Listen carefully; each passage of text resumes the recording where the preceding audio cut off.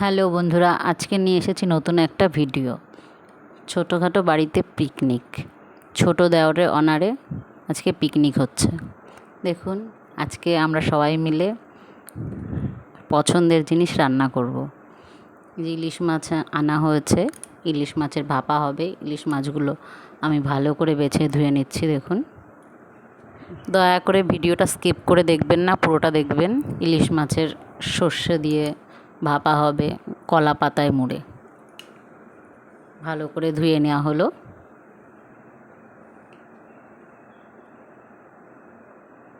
এবার একটু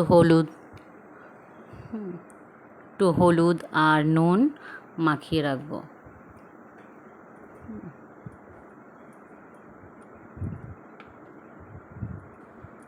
এই দেখুন, হলুদ আর নুন দিয়ে মাখিয়ে নিচ্ছি।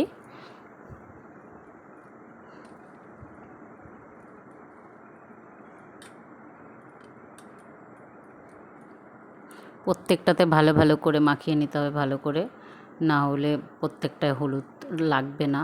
নুন হলুদ ভালো করে মাখিয়ে নিতে হবে।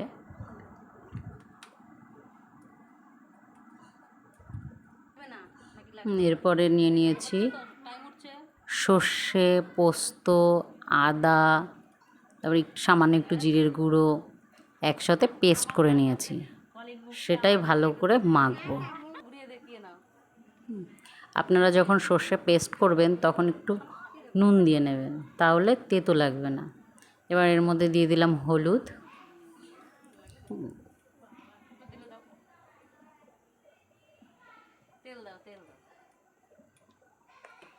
আমার ছোট যা দিচ্ছে, আর সর্ষের তেল, কাঁচা সর্ষের তেল এতে কিছুটা পরিমাণ মাখিয়ে নেব। খুব বেশি দেবেন না, আবার খুব কমও দেব না।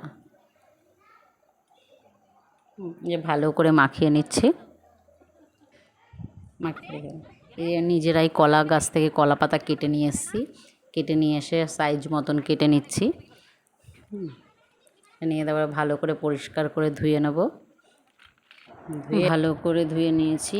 এবার হলো মাছগুলো মাখানো আছে সর্ষের পেস্ট দিয়ে, সেই মাখানো কলা পাতায় নিয়ে ভালো করে বেঁধে নিচ্ছি। এখন ভালো করে মুড়ে সুতো দিয়ে বেঁধে নিচ্ছি। আরেক যা বেঁধে দিচ্ছে।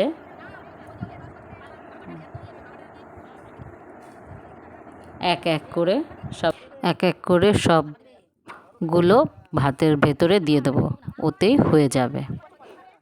ভাতটা ঝরানোর পরে, ঝরানোর আগে নয়, দিলেই ভালোভাবে সেদ্ধ হয়ে যাবে, কোনো অসুবিধা হবে না। এই দিকে নিয়ে নিয়েছি মাছের মাথাগুলো দিয়ে হবে কচুর শাক। মাছের মাথাগুলো ভালো করে ধুয়ে নিয়েছি। এদিকে কচুর শাক সেদ্ধ হচ্ছে। সেদ্ধ হয়ে গেছে কচুর শাকগুলো। এখন ভালো করে জল ঝরিয়ে নেব, খুব সাবধানে, কারণ খুব গরম।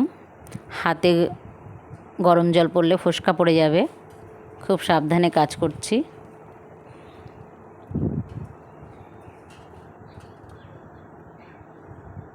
প্রচুর গরম। এদিকে কড়াইতে 5 ফোড়ন, শুকনো লঙ্কা, তেজপাতা দিয়ে ফোড়ন দিয়ে কচুর শাকটা ছেড়ে দিলাম। কচুর শাক খুব টানাতে হয়। এর মধ্যে দিয়ে দিচ্ছি পরিমাণ মতন হলুদ, লবণ আর চিনি। চিনিটা আমরা একটু বেশি পরিমাণে দেই, কারণ একটু মিষ্টি মিষ্টি হবে খেতে। সবাই পছন্দ করে না, কিন্তু আমাদের একটু মিষ্টি মিষ্টি খেতে বেশি ভালো লাগে। মাছের মাথাগুলো, ইলিশ মাছের মাথাগুলো ভেজে রাখা হয়েছিল, সে মাথাগুলো দিয়ে দিলাম। আর একটু হলুদ প্রয়োজন, তাই একটু হলুদ দিলাম। আর একটু লবণেরও প্রয়োজন, তাই একটু লবণও দিয়ে দেবো। এদিকে দেখছি কচুর শাকগুলো ভালো সেদ্ধ হয়েছে কিনা।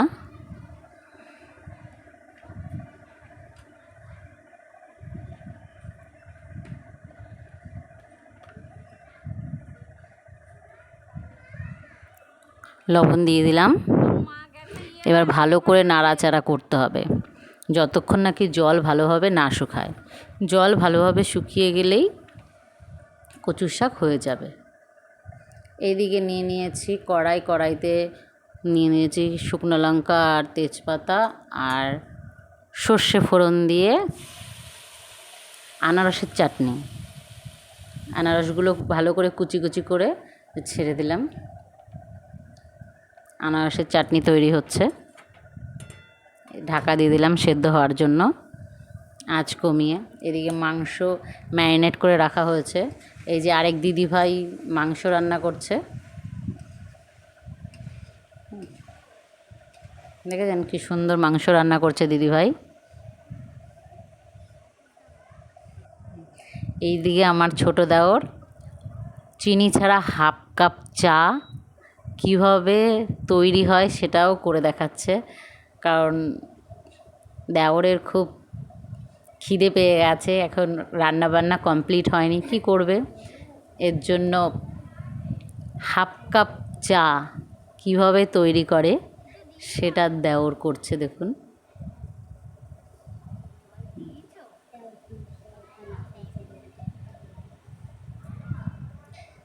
চায়ের জল ফুটে গেছে, এর মধ্যে চা দিয়ে দিল পরিমাণ মতন চা।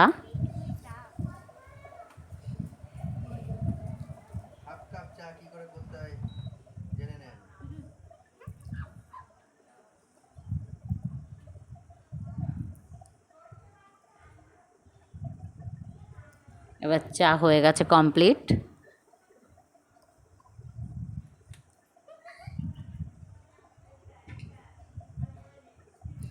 চাটা ওই যে ধরার কিছু ছিল না, এর জন্য একটা ভালো পরিষ্কার ন্যাকড়া দিয়েই ধরে নিয়েছে। আবার চাটা করার পরে সব পরিষ্কার করে আবার ধুয়েও রাখছে, কারণ যাতে পরবর্তীতে কোনো অসুবিধা না হয় কারো, আবার যখন ইচ্ছে হবে তখন সঙ্গে সঙ্গে চা বানাতে পারবে। এই যে আমাদের রান্নাবান্নার শেষে সবাই খাওয়া দাওয়া করছে, দেখুন সবাই মুখ ঢাকছে, কারো কেউ মুখ দেখাতে চায় না। এই খাওয়া দাওয়া প্রায় শেষের মুখে। এই যে আমার ছোট্ট মেয়েটা ওর বদ্দাকে খাইয়ে দিচ্ছে। এই যে আমাদের বাড়ির সব সদস্যরা,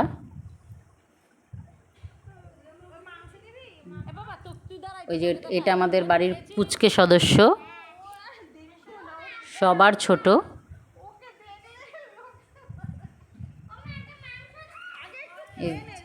সবাই পরিবেশন করছে।